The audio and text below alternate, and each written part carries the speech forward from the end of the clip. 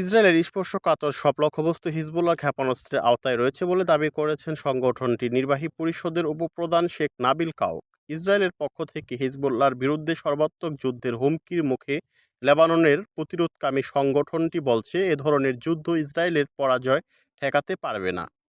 লেবাননের আরবি ভাষার অনলাইন পত্রিকা আল নাসরাকে তিনি বলেছেন, লেবানন ইসরায়েলের জন্য এমন জায়গা হিসেবে কাজ করবে না যেখানে তারা তার পরাজয় ঠেকাতে পারে, বরং দেশটি ইহুদিবাদী শত্রুদের পরাজয়ের একটি ক্ষেত্র এবং দখলদারদের বিরুদ্ধে বিজয় ও প্রতিরোধের স্থান হয়ে থাকবে। শেখ নাবিল কাউক সুস্পষ্ট করে বলেন, হিজবুল্লাহ যেখানে চায় তার ক্ষেপণাস্ত্র এবং ড্রোনগুলো দিয়ে ইসরায়েলের সেই সব স্পর্শকাতর লক্ষ্যবস্তুতে আঘাত হানতে সক্ষম।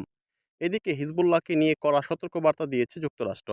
মঙ্গলবার পেন্টাগনে ইসরায়েলি প্রতিনিধি ইয়োব গ্যালান্টের সাথে দেখা করেছে মার্কিন প্রতিরক্ষা সচিব লয়েড অস্টিন। এ সময় তিনি সতর্ক করেছেন, ইসরায়েল এবং হিজবুল্লাহর মধ্যে চলমান সংঘাত একটি আঞ্চলিক যুদ্ধের জন্ম দিতে পারে, যা দ্রুতই কূটনৈতিকভাবে সমাধানের আহ্বান জানিয়েছিল তিনি। গাজায় গত ৮ মাসেরও বেশি সময় ধরে যুদ্ধ চালাচ্ছে ইসরায়েল বাহিনী, যা রুখতে ফিলিস্তিনের হয়ে যুদ্ধ করছে হিজবুল্লাহ, যা এই অঞ্চলে উত্তেজনা বাড়িয়ে তুলেছে বলে মনে করেন অস্টিন। এ নিয়ে অস্টিন বলেন, ইসরায়েল ও হিজবুল্লাহর মধ্যে আরেকটি যুদ্ধ সহজেই একটি আঞ্চলিক যুদ্ধে পরিণত করতে পারে, যার পরিণতি মধ্যপ্রাচ্যের জন্য হবে ভয়াবহ। এখানেই থামাতে কূটনীতি হলো সমাধানের সর্বোত্তম উপায়।